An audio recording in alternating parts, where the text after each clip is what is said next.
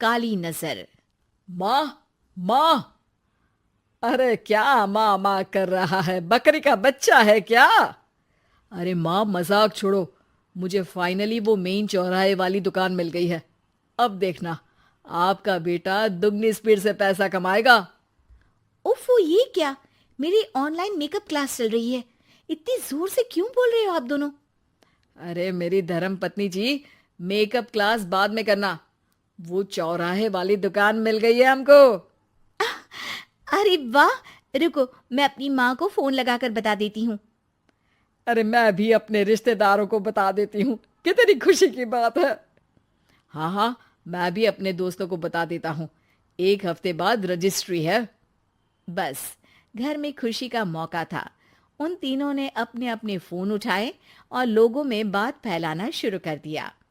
और रही सही कसर, श्वेता बहू ने अपने पड़ोस में सबको बताकर कर दी। अरे वर्मा आंटी, अब हम भी जल्दी कार ले लेंगे। घर का रेनोवेशन होगा और ठाट से रहेंगे हम भी। अरे, ऐसा क्या हुआ? लॉटरी बाटरी लग गई है क्या? अरे, इस बार चौराहे वाली मॉल में हमको भी दुकान मिल गई है। दुकान नंबर 21, जो एकदम चौराहे पर है। अब ग्राहक बढ़ेंगे तो आमदनी भी बढ़ेगी ही ना। अरे वाह, कितनी खुशी की बात है। मैं बहुत खुश हूँ तुम्हें इतना खुश देख के। बाकी एक बात कहूँ, सबको मत बताते फिरना। किसी की नजर लग जाएगी तो खुशी की खबर वापस लौट जाएगी। हैं? ऐसे थोड़ी ना होता है। अब डरा रही हो। अरे सही कह रही हूँ। काली नजर कहते हैं इस चीज को, जब आप किसी को कुछ बताओ और वो काम बिगड़ जाए। अरे लेकिन मैं तो।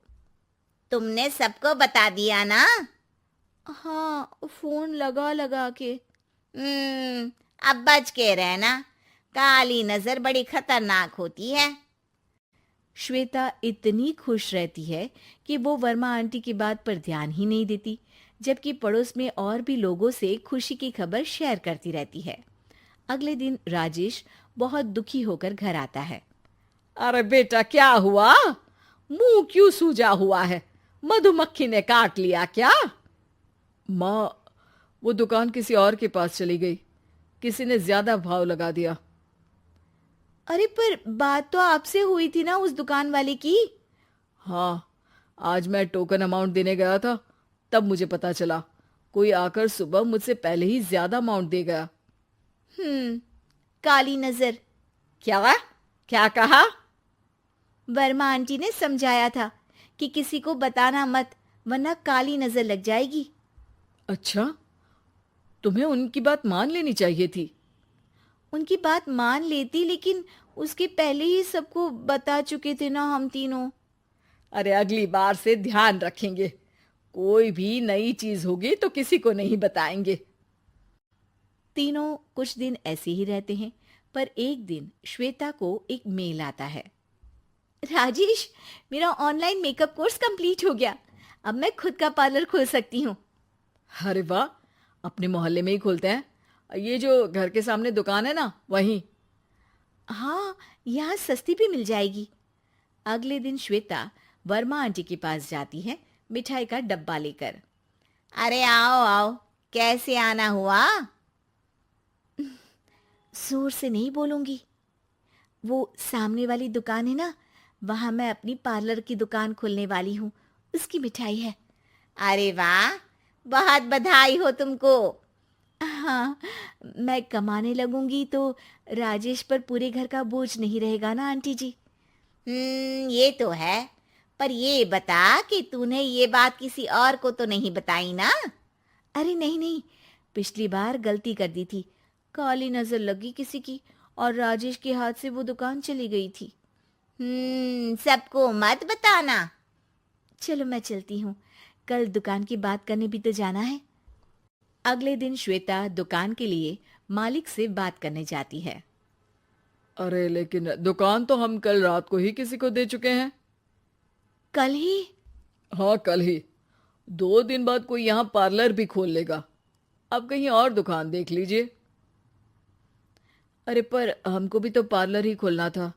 हाँ भाई, ये एक ही दुकान है, आधी आधी तो नहीं दे सकता ना मैं।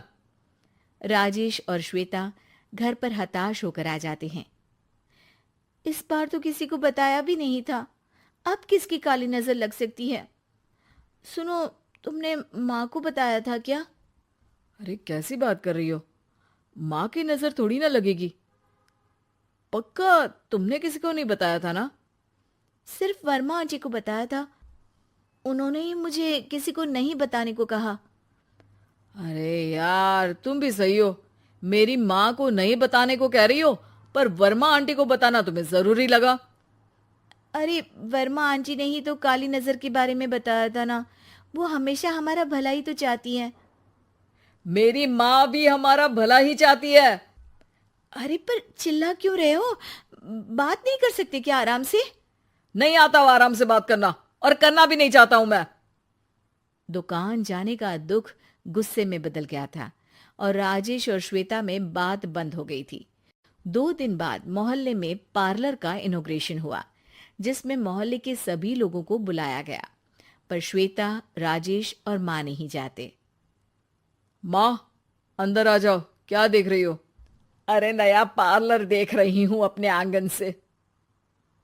देखो, माँ को दूसरे का सुख देखने में कितना मजा आ रहा है, मेरा दुख नहीं दिख रहा इन्हें।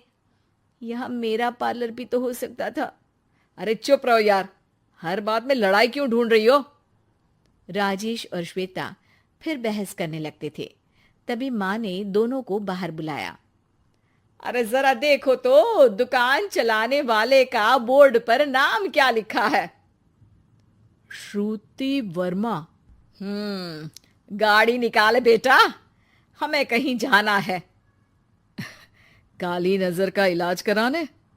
राजेश अपनी बाइक निकालता है। तीनों ट्रिपलिंग कर रहे हैं। माँ राजेश को उस मॉल वाली दुकान पर लेकर जाती है जहां राजेश अपनी दुकान खोलने वाला था। यही दुकान लेना चाहता था ना तू? हाँ, पर इनको भी दुखी करने लेकर आई हो क्या यहाँ पर दुकान दिखाकर? वह काफी नहीं था? अरे श्वेता, थोड़ा सब्र रख, अभी पता चलेगा कि हम यहाँ क्यों आए हैं। बता, इस दुकान चलाने वाले का नाम क्या है? अनुपम वर्मा। कुछ समझ में आया? वो दुकान वाली श्रुति वर्मा, ये दुकान वाला अनुपम वर्मा, और हमारे पड़ोस में हमने उस दुकानों के बारे में बताया किसको था? अब वर्मा आंटी को। मतलब वर्मा आंटी ही हमारा काम बिगाड़ रही है? नहीं नहीं, ऐसा नहीं हो सकता, ये बस इत्तेफाक है। राजेश अपना फोन निकालता है और श्रुति वर्मा और अनुपम वर्मा के नाम फेसबुक पर सर्च करता है, जहां ये दोनों ही वर्मा आंटी के रिश्तेदार होते हैं। श्वेता को समझ में आ जाता है कि वर्मा आंटी की ही नजर खाली नजर है। अब क्या करना है? कोई भी खुशी की खबर हो तो काली नजर से बचना है, यानी वर्मा आंटी से बचना है। अरे पर मुझे ये समझ में नहीं आया कि वो हमारे साथ ऐसा क्यों करेंगी। अरे बेटा, एक सीख है, दूर के आदमी को आपकी तरक्की से कम परेशानी होगी, पड़ोसी को ज्यादा।